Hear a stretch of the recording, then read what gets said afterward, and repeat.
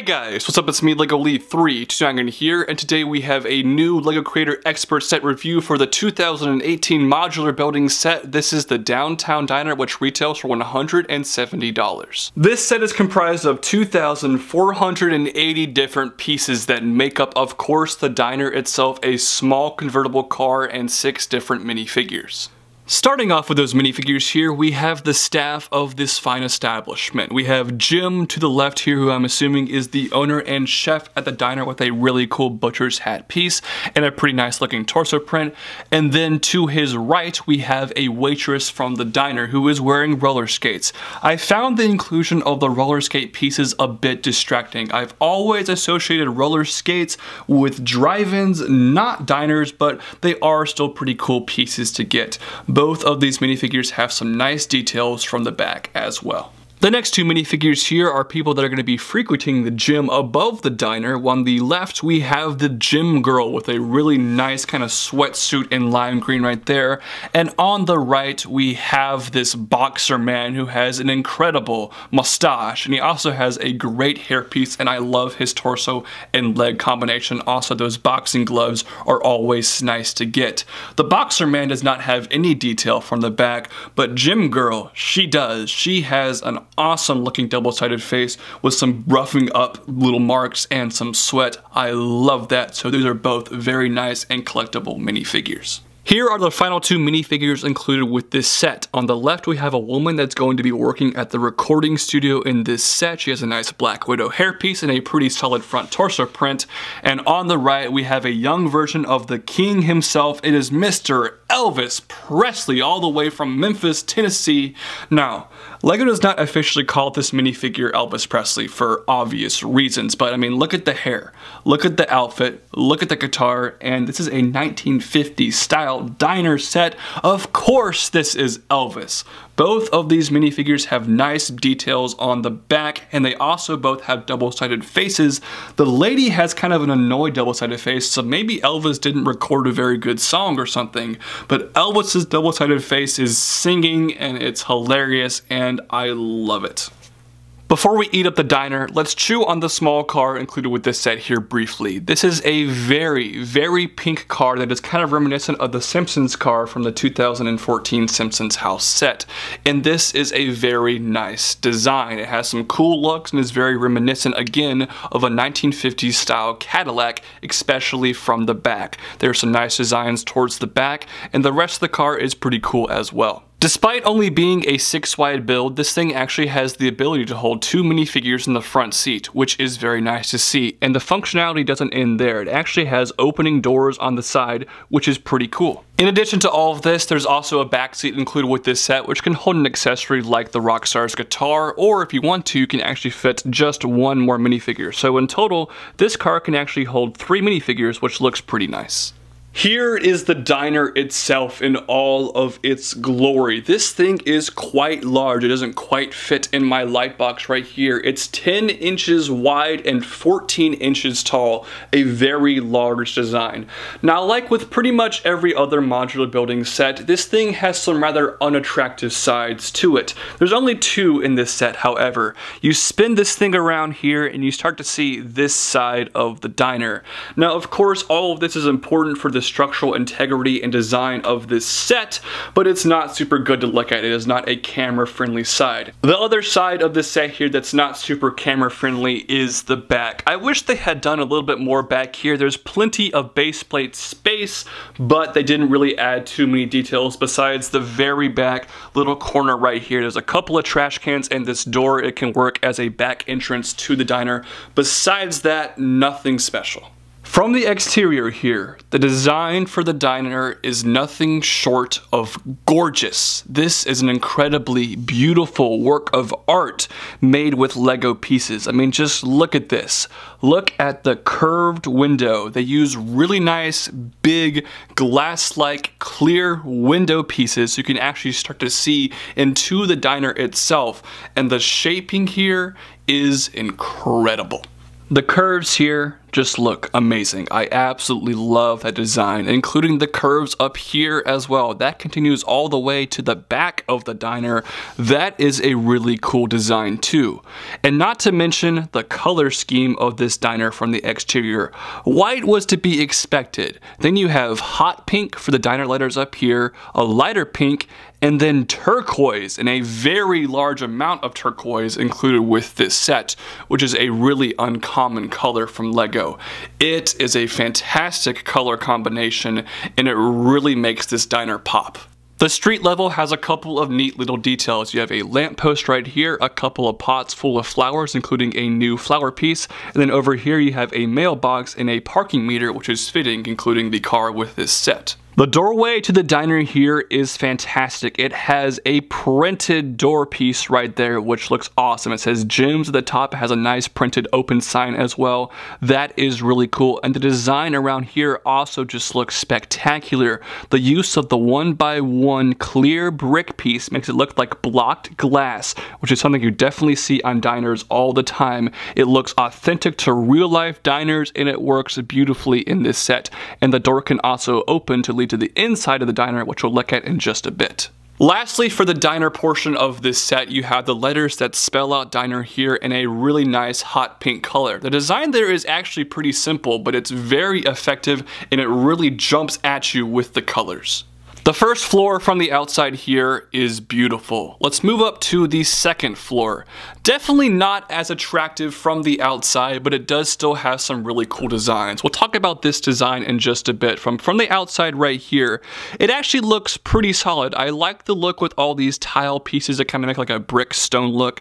That is pretty cool. And from the outside right here, you have a nice drain kind of pipe going on there, an outside air conditioning unit, which looks pretty cool. And the staircase down here leads up to the second floor, which has a nice little lamp piece right there, and including a small door that actually leads to the second floor, which we'll look at in just a bit. Now that can lead us into taking a closer look at the third floor of this set. The way you get to the third floor is via this staircase right here. This design blew me away. It's incredible. It's such a weird and unique design, a very creative use of pieces. And when I was building it, I had absolutely no idea what I was building. And then I attached it on and my jaw dropped. That is one of the best designs I have seen in a LEGO set in a very long time. Like the second floor, the outside of the third floor here isn't super exciting, but it does have some cool stuff. You can open up this door to get inside the third floor. As we spin it around, a lot of the details that were on the second floor continue on the third floor here as well. There's some flower pieces outside the windows here. The drain pipe continues between both floors. And as we move to the front side here, you can actually see a small indentation with a small balcony. There's a door that opens from the third floor out, and there's actually some really cool new plant pieces used here as well. I also had to point out the design up top here. That is such a very cool design, and has a really interesting and cool technique to make that look. And finally, for the exterior, let's talk about this whole design. This pretty much continues from the very bottom floor of the diner and goes all the way up with a really nice look of turquoise pieces. It's a really cool design. It provides some really nice looking windows, and it has an awesome shape up top here with some neat pieces to get in the turquoise color. Ultimately, to me, I think that this was supposed to represent kind of the shape of a giant jukebox, which is very iconic for the 1950s and for diners, and you'll see a jukebox later on in this review. It's a really cool shape, and I really think it makes this diner stand out among other modular buildings and provides a really neat looking architectural design. And this needs to be mentioned here real quick. There are some decent details on top of the roof. Plenty of area to stand the minifigures. You have a ladder that leads to the roof right here. There is a sunroof here, or a moonlight, that can open up like this and actually be propped up using that bar piece, and you can close that whole design, which is pretty cool. And finally, there is a broadcast antenna right there, which looks pretty neat as well. Alright, we looked at the diner thoroughly from the outside, but now it's time to look at the inside of the diner. Like all other LEGO modular buildings, this thing can be taken apart floor by floor. So let's take a close look at the diner floor of this set first. Basically, all you have to do is take this big chunk right here and rip it off. It's a bit hard to see because it's closed off from all four sides, but here is the interior of the diner from kind of a bird's eye view. You have the bar section right here, which has 3 stools, which looks really nice, and the bar itself has a soda dispenser over here, which is really cool. There's 2 coffee mugs that I wish had actual places to attach onto this design, because every time I move this thing around, those coffee mugs love to go flying everywhere, but that's a small little nitpicky problem. Behind the bar is the kitchen section of the diner. Of course, you have your chef minifigure right there, and he has a little area to work on. He has a coffee machine right here, a frying pan hanging from the wall along with a meat cleaver, and then on the stove right here he has pancakes and bacon cooking, which is really nice to see. Staples of a classic American style diner. And one of my favorite designs in this set here is this. This looks incredible. I love that. It's accomplished using shovel pieces from Lego City construction style sets. That is brilliant. Now, moving away from the kitchen, you can see on the wall of the diner here, they have that piece that's a leftover from the Palace Cinema set, the printed star with a brick in the middle. I really like that. And I told you guys I was going to talk about jukeboxes later on in this video. There it is. There is the brick-built jukebox included with this set. I think it's a pretty nice looking design. You have the waitress right there who has a stud to stand on the awesome looking checkered floor tile design. And there is a booth right here. This booth looks pretty neat. There's a plate right there that has pancakes. Unfortunately, one of the pancakes on the top is not attached, and every time I move the diner around, it likes to fly all over the place.